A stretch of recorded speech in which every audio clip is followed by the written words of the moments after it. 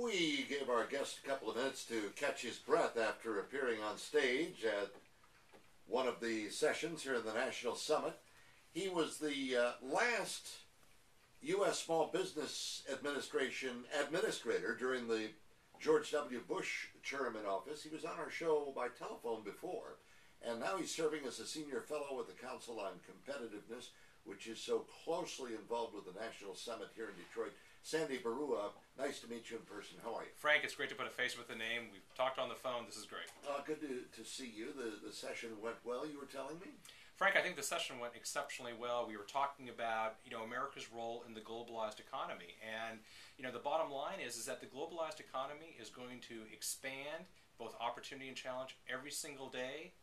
And we have the choice. We can either let it happen without us, or we can be engaged and help shape it. In Washington, politicians are saying we have to stop American companies from hiring foreign workers, setting up plants in China, sending jobs down to Mexico. We have to stop this. What happens if we do?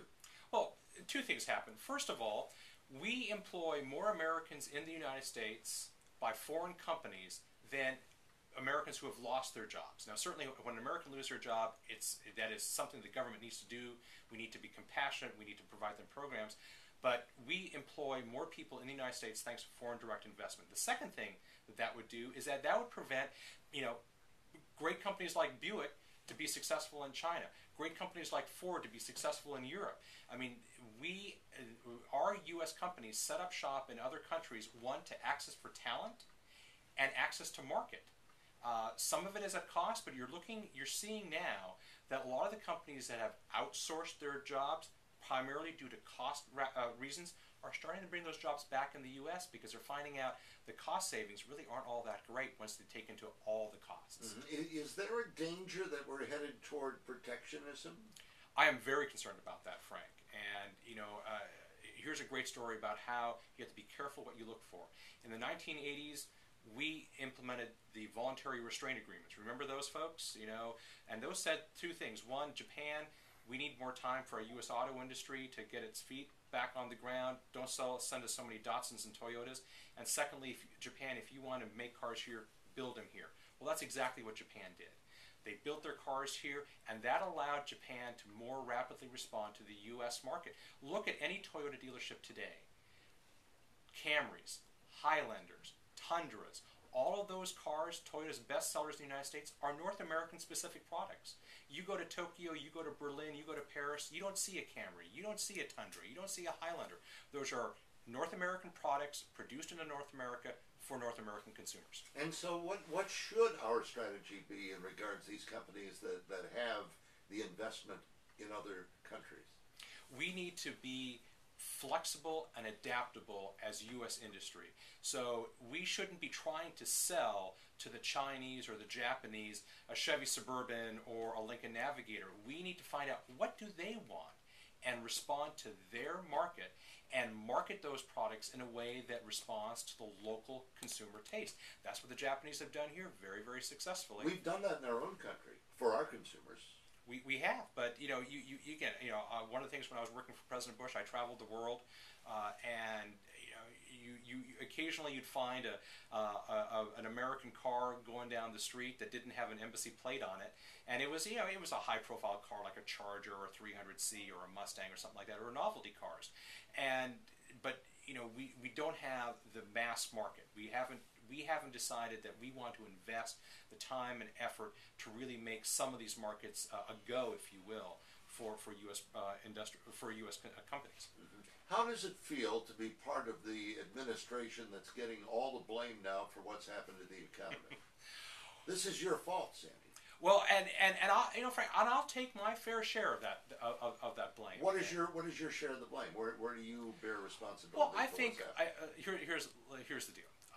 The credit crisis that we are still working our way through is one. It's bipartisan, both sponsored by both the Democratic and Republican Party. It's both public and private.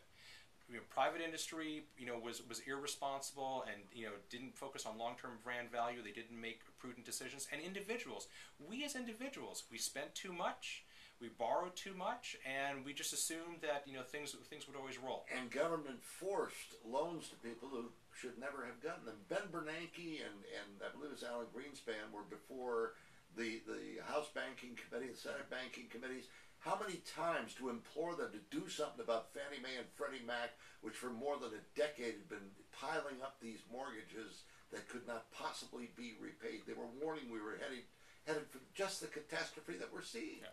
And you look at Freddie and Fannie Mae, that is one of the things that we as the Bush administration went to Congress and said, listen, Freddie and Fannie need to be reformed. We were basically turned away at the door.